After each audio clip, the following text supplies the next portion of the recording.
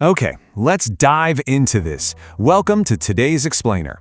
We are kicking things off right now with literally the ultimate financial thought experiment. I mean, we're going to stretch the absolute limits of what you think wealth actually means, right?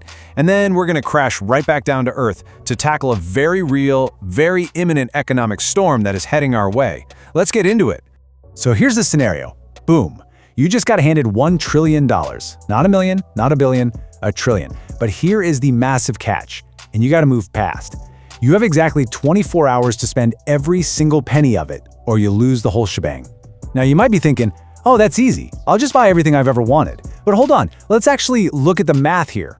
Okay, you walk into an exotic car dealership. You buy a Lambo, a Ferrari, a McLaren. Actually, scratch that. You buy the whole $12 million dealership. Great, but to spend $1 trillion in 24 hours, you'd have to buy that entire dealership every single second. Every single second. So you gotta think way bigger. You hire mercenaries to buy the 100 most expensive super yachts on the planet. You buy a $2 billion cruise ship. You buy out every single NBA team, make them play on that ship, and then you hire Snoop Dogg and Beyoncé to perform before literally shooting them to the International Space Station on a SpaceX rocket. Sound expensive? Crazy, right? Well, you barely even made a dent in your $1 trillion. And honestly, looking at this comparison, it brilliantly illustrates just the absolute absurdity of this kind of wealth. I mean, the most expensive real estate purchase in US history with this massive $240 million concrete mansion. If you have $1 trillion, buying that historic property is the mathematical equivalent of an average person spending like $60. It literally feels like just buying dinner. You could build a $20 billion artificial island in the Middle East, and to you, it's basically pocket change. So to actually spend this kind of money, you have to stop thinking in terms of real estate and start thinking in terms of nation-states. But let's look at the roadblocks here, because extreme wealth eventually hits a massive wall of reality. You want to buy the Metropolitan Museum of Art? Nope, can't do it. Those assets are held for public benefit. Okay, what about buying Greenland for $200 billion? They aren't selling.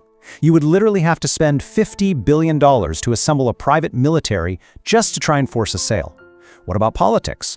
Well, for roughly $7.2 billion, you could theoretically buy out virtually every major politician across the entire spectrum. But here is the roadblock.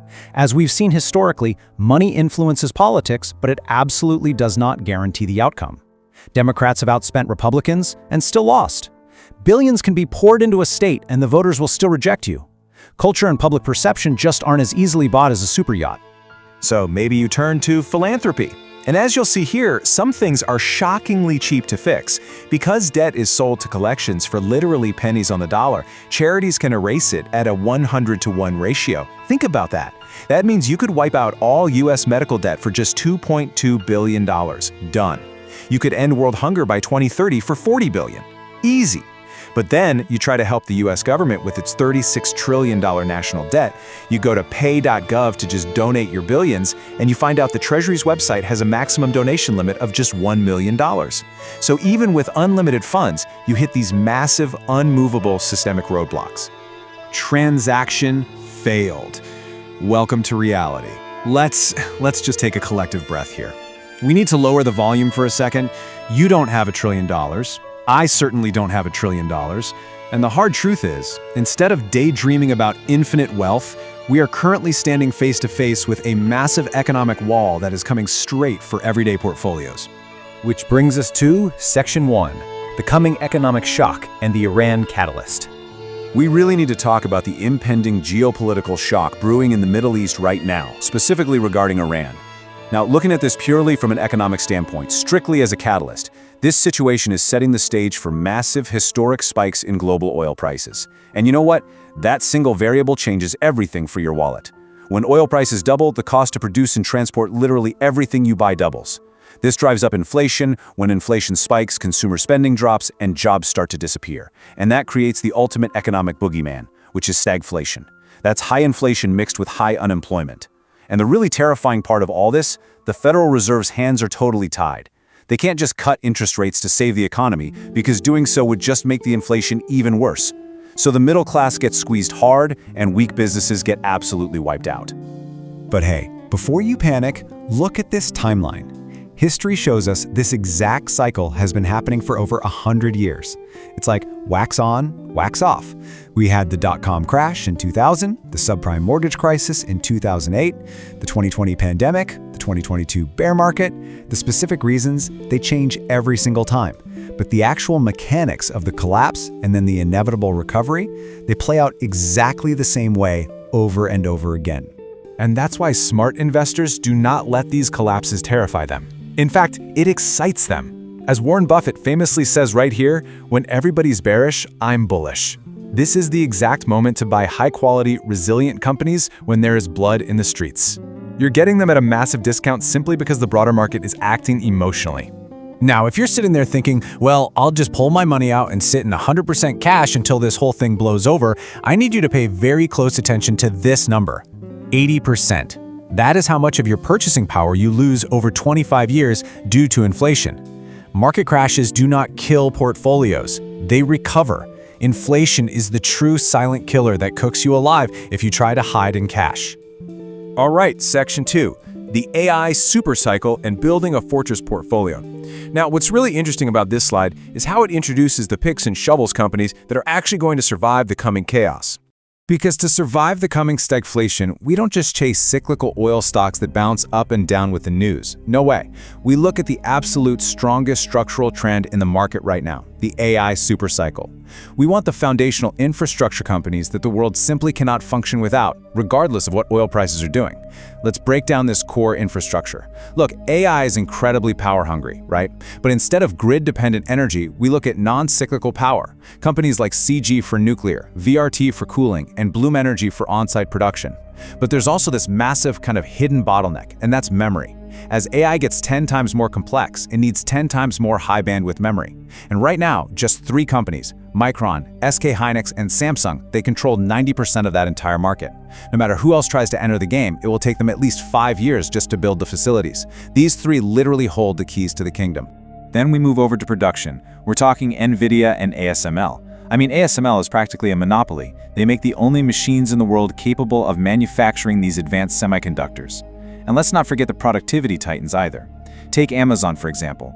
Amazon survived the dot-com crash, it survived the 2008 financial crisis where its stock dropped to like $2 a share, and it used that survival to compound massive generational wealth. These are the fortresses. Now, what about when global supply chains break down and geopolitical chaos erupts? Well, companies need software to make incredibly rapid decisions. That brings us to Palantir for data integration, and yes, go ahead and take a drink of water right now since I just said Palantir on an investing show, and CrowdStrike for cybersecurity.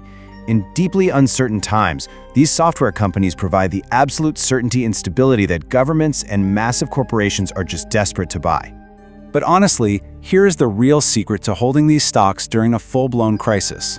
You have to ignore the hype, ignore the scary news cycles, ignore the short-term PE ratios. The only thing that truly matters over a 5-year horizon is the growth of a company's gross margin, net income margin, and operating margin. Put simply, are they actually keeping the money they make, and are they doing it more efficiently every single year?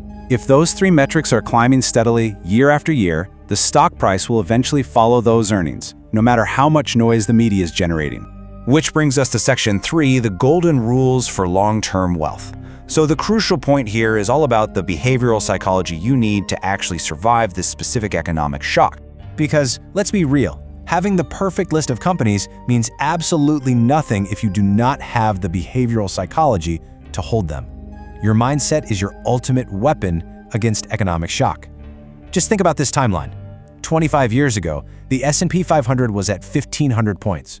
Today, it's pushing 7,000. In between those two numbers were wars, a literal lost decade, brutal recessions, a global pandemic, and unprecedented inflation. And yet, the foundational market always climbs higher over time because global revenues and profits inevitably expand.